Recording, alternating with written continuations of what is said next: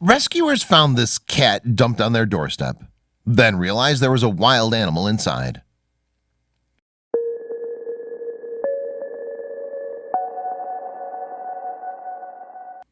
It must have been an astonishing sight. Someone had left a crate on the rescue center's doorstep, and it wasn't an empty one either. Then when staff looked inside, they were even more shocked. The animal returning their stare was clearly wild, but it was wearing a collar. Had someone actually kept it as a pet? The aforementioned organization is Carolina Tiger Rescue, CTR, and it's fair to say the unexpected delivery surprised employees at the center. The animal's former owners had squeezed it into a dog crate and left it at the CTR premises on April 27, 2009. The carrier's inhabitant, however, was neither a tiger nor a dog, but something else entirely. The story actually began the previous day when a CTR member answered a ringing phone. The person on the other end, a woman who didn't give her name, made an unusual request. To be more specific, she said a friend of hers needed help. It transpired the friend had bitten off more than she could chew, as she had become the owner of a rather wild pet. It seemed the animal was too aggressive to keep and needed a new home. Therein lay the problem, however. CTR's curator had to sign new residents off. Furthermore, not only was the curator off that day, but there was also another issue. CTR was struggling for space. It had recently admitted 2 tigers to the sanctuary, both of which were using the quarantine area. Nevertheless, CTR gave the woman the curator's contact details. Still, CTR's curator didn't expect to find the animal waiting for her in a dog carrier the following day. The container was way too small for its occupant, which turned out to be an adult serval cat, a medium-sized wildcat indigenous to Africa.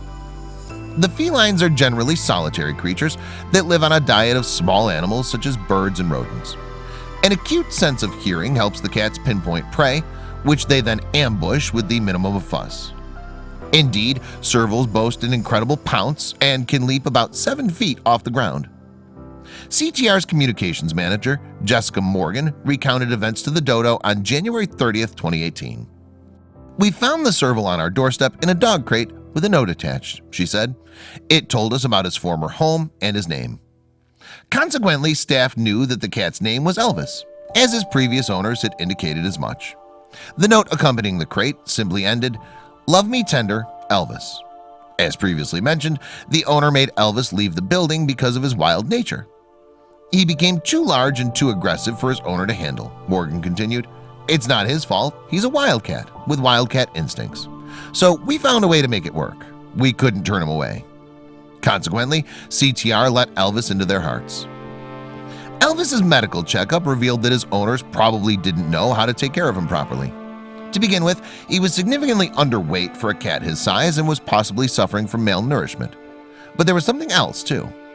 CTR noticed some marks on Elvis's neck, as if the skin had grown over a collar he'd been wearing. Further investigation revealed that this was indeed the case. Moreover, the collar was still embedded in Elvis's flesh and had to be surgically removed. Additionally, Elvis's forehead bore scars.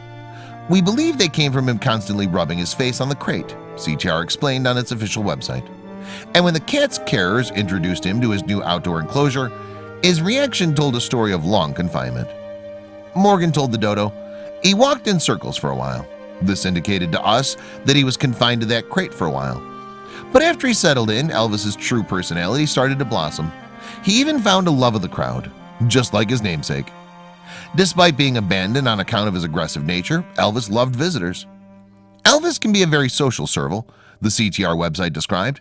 "He'll often come up to the fence and greet tour guests and volunteers. As long as they keep their distance, that is. And if they don't steer clear, the cat will soon let them know, as the CTR website confirms. Elvis will, however, remind someone if they're too close by hissing at them and backing away." It states, "Hissy fits notwithstanding, Elvis still took his place on CTR's tour. But one day, a few years after his arrival, the center's care team noticed something. Elvis wasn't using one of his limbs. Subsequently, an examination revealed that Elvis had somehow broken his rear left leg. It was shattered in more than a dozen places, and we still aren't sure how it happened," Morgan said. Sadly, as a result of the terrible damage, animal doctors had to amputate the leg. A thorough check of the grounds failed to shed any light on the matter, and the whole event remains a mystery. But Elvis had survived so much already, and soon he adapted to his new disability too. Not even losing a leg could cut Elvis's show short.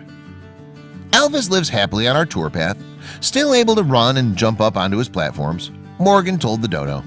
Happily then, the cat is now living free as he was always meant to.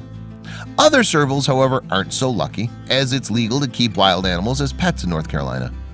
Moreover, this is something that CTR is clearly unhappy about. Elvis's story is a direct result of this lack of legislation. CTR's website reported, "People are obtaining them as pets and then realizing, sometimes at the expense of a human life or the animal's life, that this isn't a good idea. Animals such as Elvis deserve to be respected as the wild animals they are."